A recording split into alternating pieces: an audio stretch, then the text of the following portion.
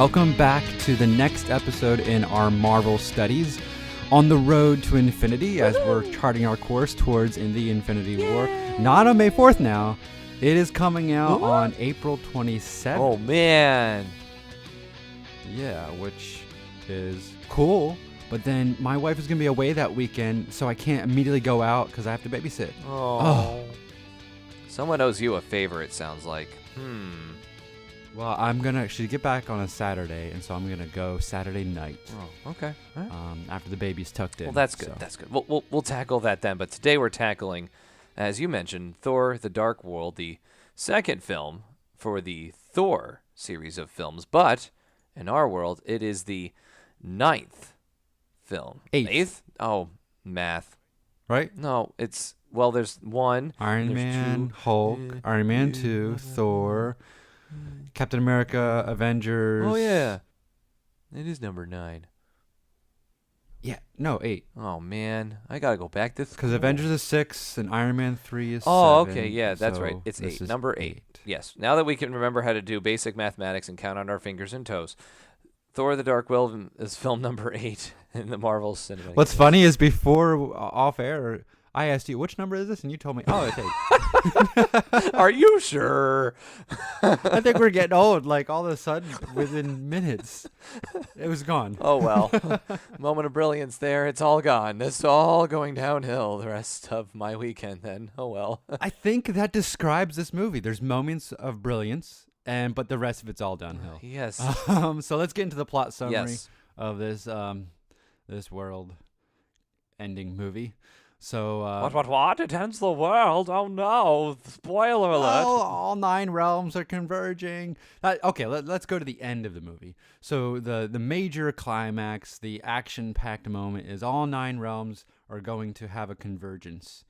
And this makes me think of The Legend of Korra with harmonic convergence for all those Korra fans out there. Anyway, so all the worlds are going to align, and at that time, the laws of physics break down, and so people can experience different rates of gravity or go tumble into the other realms, the other worlds.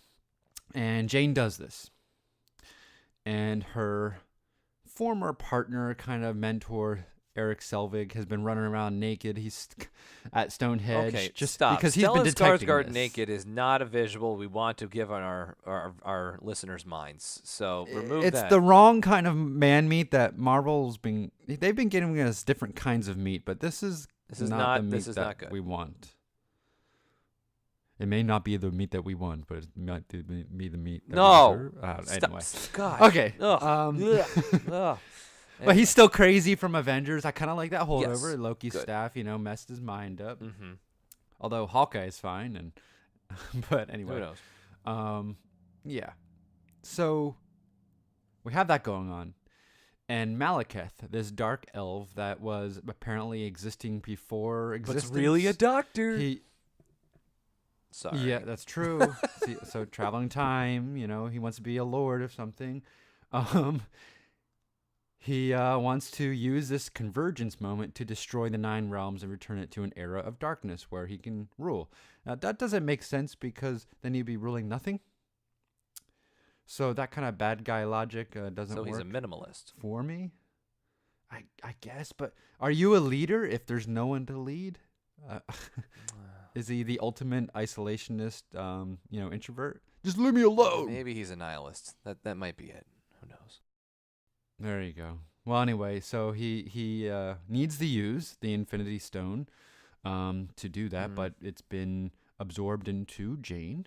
Enter Thor.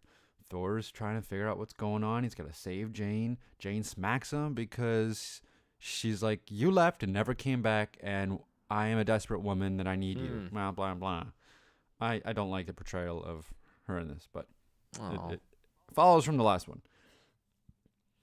Ultimately leads in a battle between Thor and Malekith.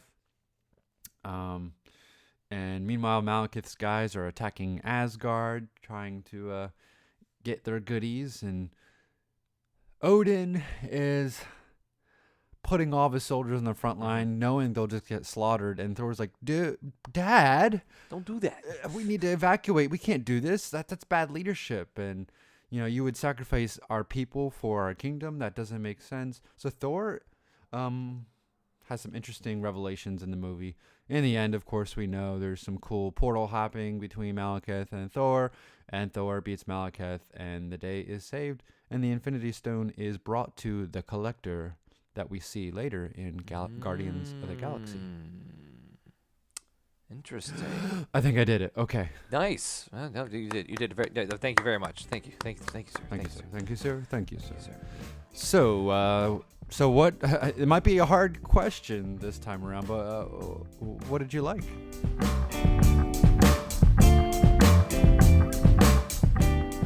See, what I liked is that you summed it up beautifully. I will say that. And there's a lot of things going on at the same time. And there is this really outstanding issue in my mind that kind of says, well, if Jane is harnessing some kind of Infinity Stone, why then does this allow for her to not have any sort of ill effects against her? Because, well, we may see... Well, let me stop you there. You there. She is dying because of this, and there's a whole medical scene. Remember the medical scene? Yes, that's where right. Asgard, they're like, yeah, she's gonna die, and Odin's like, we're not gonna save her. She's below us. Okay, well, she's mortal. We get that. I understand that, but I feel like there's such powerful entities that even for a mortal like herself, it doesn't seem to have such an immediate resounding impact against her so swiftly as it feels like it should. I don't know. Yeah, it doesn't. It. I think I know where you're going. Are you recalling the end scene in Guardians? We haven't gotten there no, yet. No, it makes me think about that because if you compare it to other films, but this has happened prior to us understanding Guardians and all those sorts of things. We don't really know that yet. It's befuddling because again, it doesn't allow because the last time we see this, it's the scepter that Loki wields in Avengers and brings out the Chitauri and pisses off Thanos and all things not so great in the world. And he can control minds with right. it, so really powerful. So, again, how it ends, the staff on its own after Avengers is kind of like, well, what happened? Why? We know it was used to shut down the portal and all those sorts of things. And well, we get that answer in Age of Ultron. Yes, eventually we will. That's true. But you know what? You know what's funny? We're doing everything we can not to talk about this movie. Yeah, well, that's the problem. Is that you don't want to talk about this movie? I feel like it's this strange filler that's supposed to come in, and of course we need to figure out how because there's an Infinity Stone. That's how it plays into the Infinity War. Ha! Yeah. That's really all I can take away from that. And to Alan Taylor's credit, he does what he can as the director to try to steer this the right way, but he's never really. I don't know how he ended up with this gig. He was a director of Game of Thrones. He's been a TV director for premium cable type TV things, but he's never really done well with a movie in this realm that is the Marvel Cinematic Universe or any superhero movie, a true superhero movie. Well, I think there was an anxiety in the powers that be with the first Thor, directed by Kenneth Branagh. Right. And it didn't feel expansive and huge like Thor should. So they brought this guy in that has managed a huge universe of storytelling in Game of Thrones. Winter is coming. Yeah. And Malekith is coming. Yeah, too. And I like the aesthetic. It's a little rougher, a little more dirty and dark and gritty. Apropos, the dark world. I get it. But I think we can get to the critical stuff later when we rank where we shelf this thing, but why don't we talk about just what we like? So I'll hit one thing that I liked. Okay. After watching this several times in preparation, I I enjoyed watching it. If you turn your mind off, it's not terrible. Think about what you just said. Hang on, stop. You have to turn your mind off to enjoy it. I know. I'm not asking you to consider this like you're watching The Phantom Thread or Three Billboards Outside Ebbing, Missouri, something that we have seen as a Best Picture nominee over the last few weeks with the Oscars. I'm not asking you to go into a deep level of contemplation and understanding with this film. What we're trying to do is make it entertaining and maybe make you think. But to me, thinking through the story and the structure and what it means is the entertainment part. This is what I have to teach my students. Like, you don't enjoy reading a piece of literature until you have to figure out what it means. That process of figuring it out is the pleasurable part. And that takes a long time for me to teach my kids to do. But that's what's fun to me. Okay. So the fun that I had after watching it several times, there's a line where Thor is like, if what it means to be a leader is to sacrifice my citizens for the kingdom as a whole, I don't want to be a leader like you, All-Father Odin, right? And so we're starting stripping down the majesty of Odin, the goodness that he represents. Yeah. And that continues in Ragnarok, right? I think it will. But this idea of what it means to be a leader, Thor wants to be self-sacrificial. That's what he learned on Earth, being humbled. But he's brought that now to his God state that, I still want to be a self-sacrificial. And what I'm seeing modeled for me is a leader that sacrifices the others to protect the kingdom as a whole instead of that. So that's the meat of the film to me, this revelation for Thor. It's continuing that character growth, and we see that continue in Ragnarok as well. Other than that, I think you're dead on. Like, the purpose of this film in the road to infinity so is, confusing. hey, look. Well, it's not confusing. It's really simple. Hey, look, an infinity stone. Ta-da! There you go. There's the connection. Jane doesn't even matter after this because she doesn't even show up in Ragnarok, I missed that. And good for Natalie Portman. Go on, do something better because they haven't written her well at all. It's unfortunate. I am with you that I definitely like how the visuals of the impressionable things about the convergence going on, the realms all falling apart and such, creates this true dark world aesthetic. But that, for me, is as far as my love and praise can go, because I feel like the writing, and you compare a Kenneth Branagh classically trained Shakespearean level force classic to Mr. Alan Taylor, who just completely just goes into the realm of, I need this to be just as visually glorious as we can because I don't have much here to draw off of. I feel like, and if you compare the two, I just feel like it just falls very much shorter of the original Thor. And if you think about the rundown of the films we've just kind of gone through, you get Avengers, which Joss Whedon makes an amazing, fantastic film. And then you go into Iron Man 3, which then follows up with more brilliance and character development. This one, you're like, wait, what? What just happened? Yeah, and everything I said about Thor's growth here, I didn't catch until I watched it several times and really thought about it. It's a fleeting moment, and you can miss that really cool thematic turn. I'm sure when the writers wrote this, that was their intention to have this theme throughout, but it got buried in the visuals, which are amazing. I mean, the second thing I like about this movie, I really love, is that final battle as Thor and Malekith are going through all these portals, and there's cars flying on the desert planets, and I also do like Loki's deception at the end, where he, but it's expected, makes it look like Thor's hand gets chopped off and he betrays his brother to Malekith, but really it's just a ploy to get Malekith. I enjoy that. But again, you expect Loki to have that sort of cloak and dagger going on, but you just kind of wonder from afar, is it truly to help his brother or to help himself?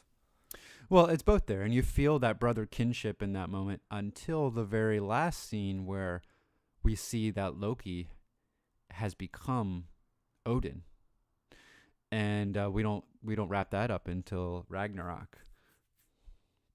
But being honest, in Ragnarok, I had forgotten that had happened.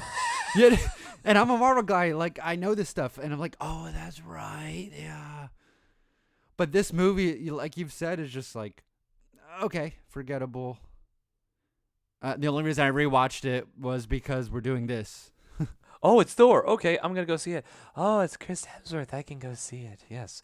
I think it was just the draw and just kind of riding the wave that came after Yeah, they had Avengers, to make another one. that hopefully the draw was there to make it great, but I think this one falls very short, which now brings us to our very interesting portion of the segment. Where do you shelf this?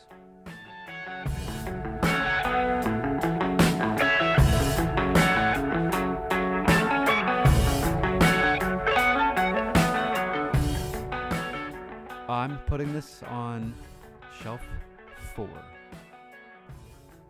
Yeah, now we've made it to this point where we can just throw things towards the bottom of the barrel. Bottom means, okay, I'm so with like in my mind, Top Shelf is a perfect film. Outside Practically of Marvel, perfect it's in just- every way, yes. Yeah. Yeah, as perfect as you can Mhm. get. Second Shelf, that's a great, awesome Mhm. movie. Third Shelf, that's a good movie. Yeah, I'll watch that here Shelf and there. number 4. And then the fourth shelf is, it's fine. It I happened. don't really want to watch it again. It was Yep, fine. it happened. It's not terrible. It's not trash, but it's fine. Yeah, I agree.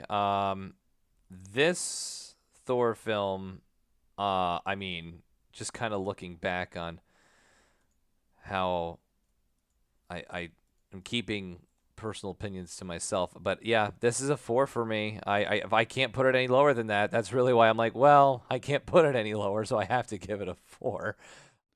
Yeah, it's not trash. There is fun. Whenever I watched it, I had fun. No, right.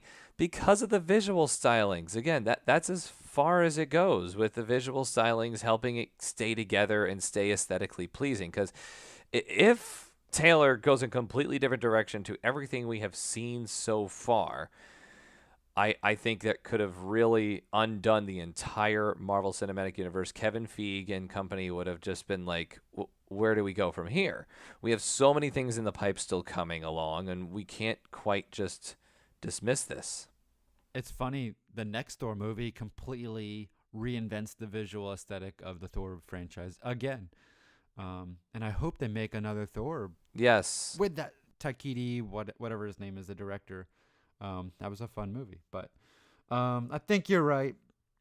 This is kind of forgettable and Leaves me wanting a lot more. well, not more of Thor though, right? No. In terms of in terms of more of the entirety of what we the Yes. level of expectation was extremely high, and it does not meet that at all.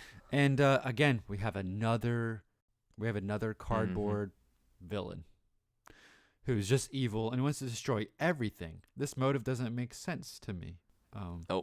Another connection to Avatar series, but this is a shelf 4 for me, shelf 4 for you.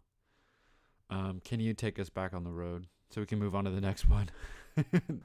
Absolutely. Hopefully we will find ourselves back on the road. And the next episodes you can come to expect is probably one of our most favoritist films that we will probably be covering Spoiler.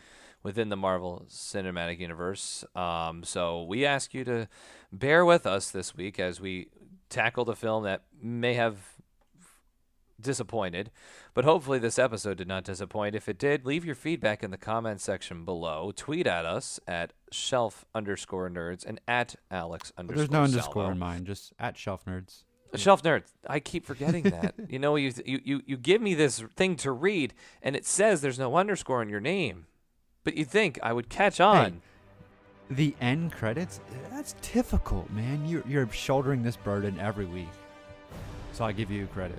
I must share this burden for all of Asgard. That was my Idris Elba impression. I see. Please join us again on the road to the Infinity War. For Chris, I am Alex. See you on the road.